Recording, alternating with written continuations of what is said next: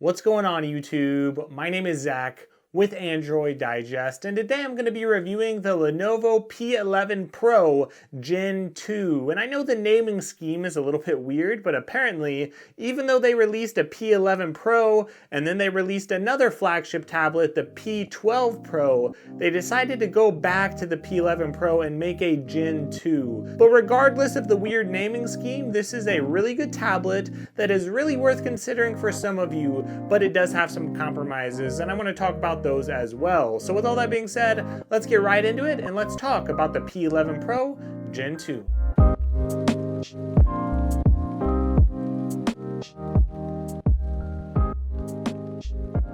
So this Lenovo Tab P11 Pro Gen 2, it's a tablet that really impressed me, and one reason why is simply the price. This tablet does retail for $400, but I've seen this tablet go on sale around the holidays for under $300. And what do you get for that price? Well, you get an OLED screen, and that's not something I see for a lot of tablets, even under $500 or $600. So to see an OLED tablet for around $300 is a super good deal. This also has a 120 Hz screen, that very fast refresh rate. You also get very good performance on this. Now, it is a MediaTek processor, but the performance is very similar to something like a Snapdragon 865. So it's like getting last year's processor or the year before, the latest flagship processor from a couple years ago. But either way, that is more than fast enough for most people. So when you get all these great features and you get it at a very competitive price, I really like what Lenovo is trying to do with this tablet. And one of the great things that I love about this tablet is the design, because this does feel very lightweight. It is made of aluminum, of course, and that's something that we're seeing with a lot of tablets. But if you take a look at it, you're just going to notice that it looks really nice. It's just a normal, nice looking tablet that isn't too flashy, but it does look very, very nice and premium. And if you actually felt it in your hands, you would really notice that this tablet, it does feel very light. Like if you're comparing it to something like the Galaxy Tab S8, the Tab S8 is a little bit heavier than this, and I just love how lightweight this tablet feels. Now, if you look at the left side of this tablet, you are going to see two speakers here, and you are going to see the power button and an SD card slot. I'm very glad that they do have an SD card slot in this model. You do have on the top of this tablet your up and down on your volume. On the bottom of the tablet, you have these little pins here which can connect this to a keyboard, and on the right side of the tablet you will see two more speakers,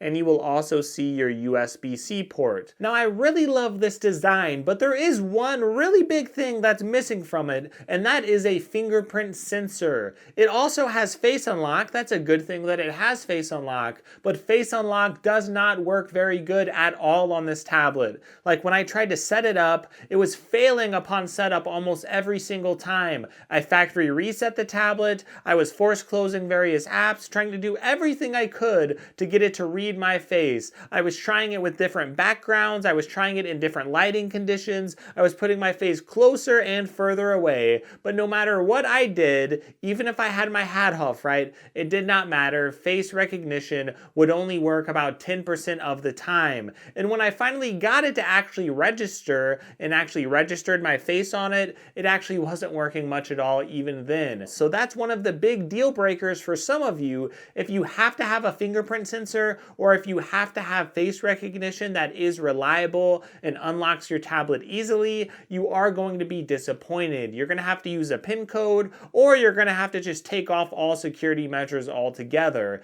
and that may not be something that you want to do. Now, I've got to say, that's one of the only deal breakers with this tablet. That's one of the only things that I don't like about this tablet. This tablet is one of the best tablets you could get under $400, and one of the biggest reasons for that is the display. The display is an OLED 120 Hz screen with a gorgeous resolution. So this has a 2560 by 1536 resolution. It's a 2.5K screen. It has OLED, it has 120 Hz. Again, there's so much to like about this screen. It does refresh very smoothly when you're scrolling around, and when you're you're watching basic content or when you're watching videos, the color accuracy is very, very good. Now, I'm not saying that it's quite as good as something like the Tab S8 Plus or the Tab S8 Ultra, but remember that those tablets are going to cost you at least $700 when you're factoring in even the holiday sales that are out there. So if you get this tablet for such a low price,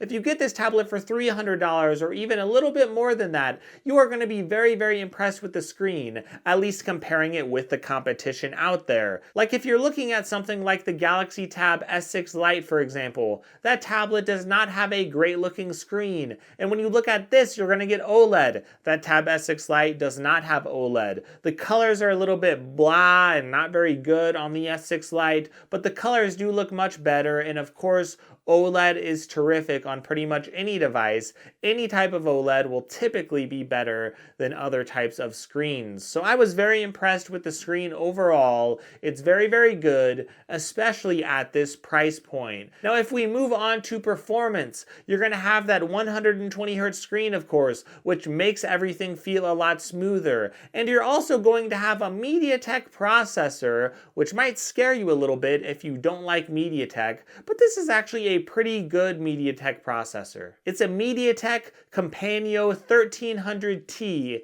and if I were to compare the performance of that processor with another device, I would say that it has a similar speed to really any device that was running the Snapdragon 865. So yes, that chip is around 2 years old now, and I understand that, but it was a flagship chip. It was one of the best chips that was out at its time period, and now we have that similar speed coming to this device for a very low price point. Now, this device does only come with 4 GB of RAM in the base model. It can come with 6, and I think even in some markets you could get 8 GB of RAM depending on what model you buy. But I was very impressed, again, even with 4 GB of RAM, your basic user will be able to get by with that. If you are someone who does a little more multitasking and you're jumping around a little more between apps, your apps, well, they're going to have to reload a little more if you do have 4 GB of RAM. So getting at least 6 GB of RAM will help with that. But even on the 4 GB of RAM model, I did not have significant issues with performance. I still had a good time on this tablet. I was enjoying it as I was scrolling around.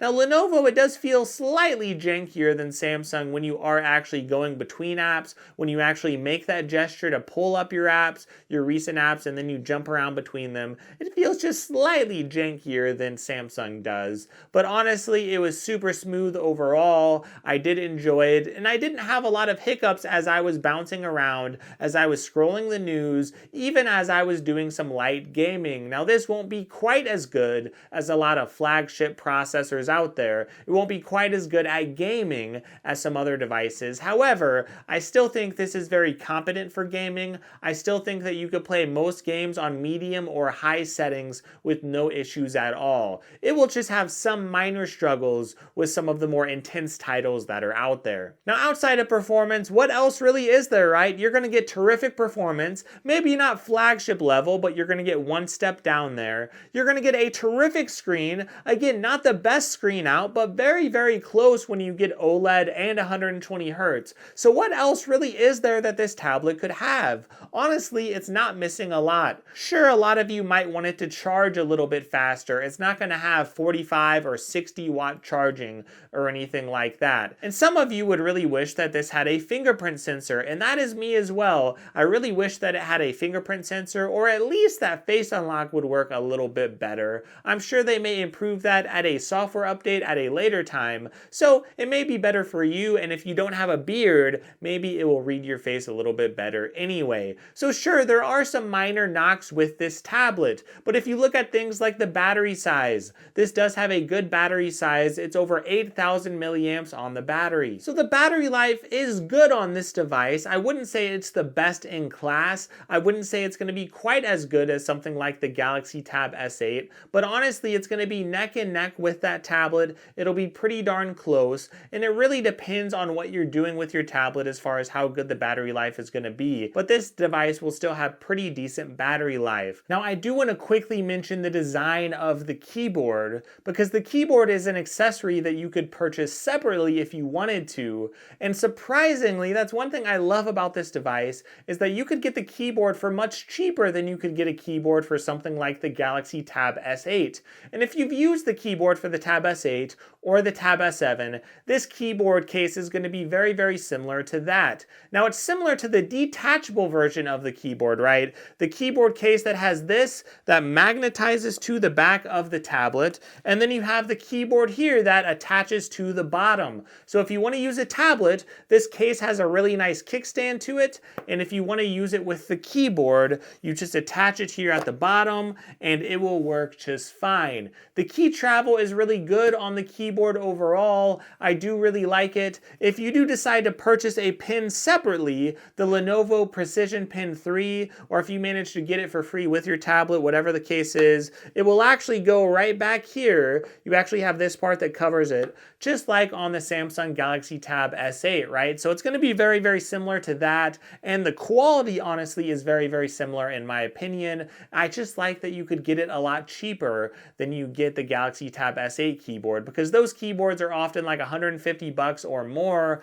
but when you could get this keyboard for 80 bucks when it's not even on sale, that is pretty impressive to me. So it's a good keyboard, but the travel won't be quite as good as a keyboard that you could just bring with you anyway, right? So you could buy something like an MX Keys Mini that will get you by, but this keyboard case, if you do want it, it is going to be very, very good. It just won't protect the front of the tablet if you don't have the keyboard attached. If you look at storage, the base model comes with 128 gigabytes of storage. You get SD card expansion, so you also get good speakers on this tablet as well. Like, there's all these great things that this tablet does give you for the price point. With this tablet, yes, you won't have every nice feature that's out there. They do have a productivity mode, by the way. It's sort of similar to Samsung DeX, so at least you get something, but sure, you're not going to get Samsung DeX, which is really, really nice. You're not going to get every feature that some of those Samsung tablets have. So if you look at this tablet overall, and if you look at the package that this tablet provides, I've got to say this tablet does exceptionally well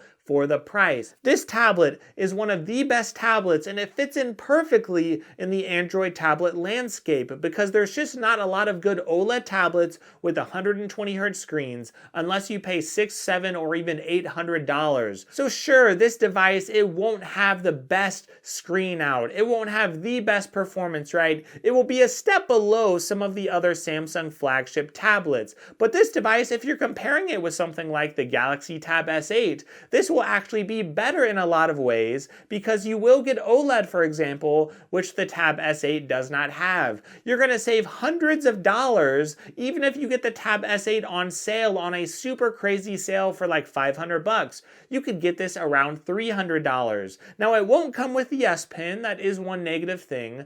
Again, you aren't going to get a fingerprint sensor on it. There are some minor compromises that you face with this device. The performance is slightly slower than those newer Samsung flagship tablets, and it's not going to be the best of the best, but overall, if you're looking at this price point, I don't see a lot of other tablets that beat this. So if you want an OLED screen, you want 120 Hz, and you don't mind just going a step below flagship performance, if that is you, as long as you're okay with some very minor compromises, as long as you're okay with no fingerprint sensor, and as long as you're okay with some little weird software bugs like Face Unlock not working properly, if you're okay with that, this is going to be a terrific tablet to buy, and it's a tablet I would highly recommend for you. Feel free to check the links in the description. That is a good way to support my channel. However, if you're someone out there and you're not sure, feel free to leave a comment below. I would be happy to walk through this process with you and help you find a good tablet for you. And also, you could give me a like to this video if you like it.